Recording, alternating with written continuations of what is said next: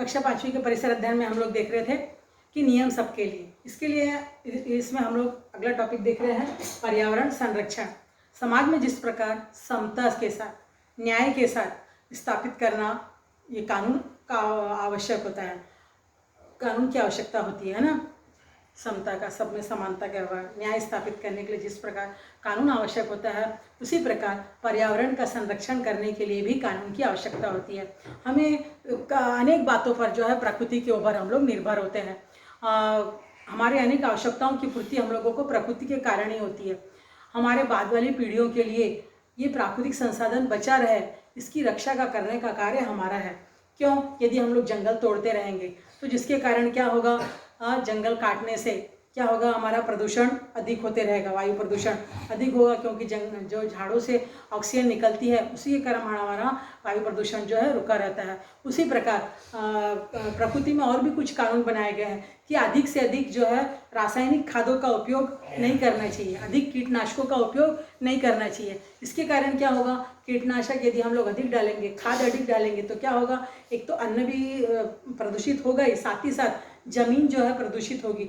जब वर्षा का पानी आएगा तो ये कीटनाशक और जो खाद है ये पानी से बहते हुए कहाँ पहुँच जाएंगे, नदी में पहुँच जाएंगे, और जिसके कारण नदी का भी जो है जल प्रदूषित होगा और पानी शुद्धिकरण नहीं होगा। इसलिए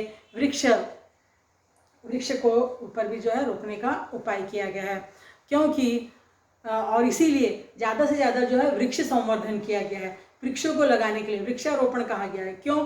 क्योंकि वृक्षारोपण रहेगा तो जिसके कारण क्या होगा, घास लगा रहेगा तो जमीन का संरक्षण होगा, भूक्षरण, यदि वर्षा भी आएगी तो भूक्षरण नहीं होगा, यानी मिट्टी जो है जमीन में बनी रहेगी।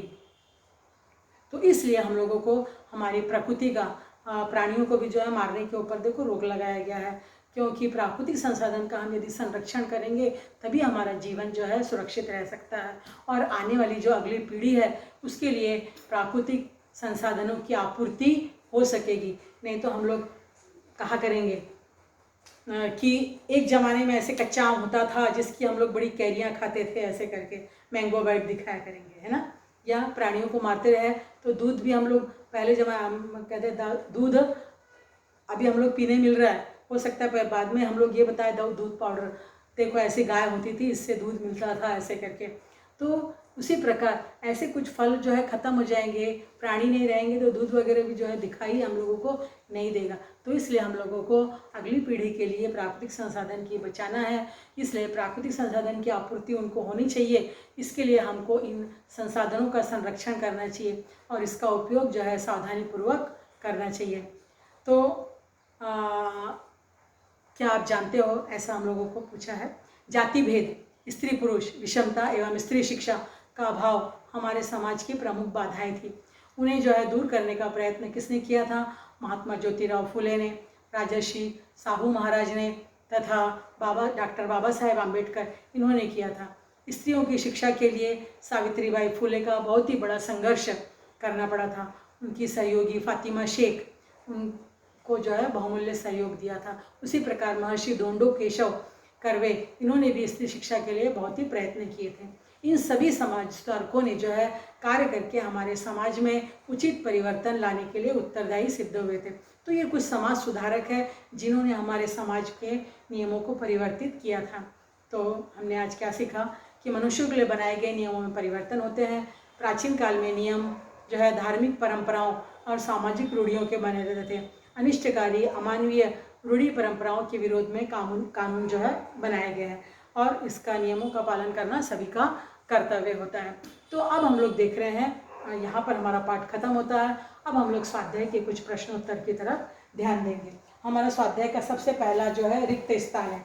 रिक्त स्थान में हमारा सबसे पहला प्रश्न है, हमारे सामाजिक जीवन किसके आधार पर चलता है? तो हमारा सामाजिक जीवन नियमों के आधार पर चलता है। फिर दूसरा प्रश्न पूछा है, स्वतंत्र भारत के संविधान ने कौन सी प्रथा समाप्त कर दी? स्वतंत्र भारत के संविधान ने अस्पृश्यता, छुआछूत की प्रथा जो है समाप्त कर दी।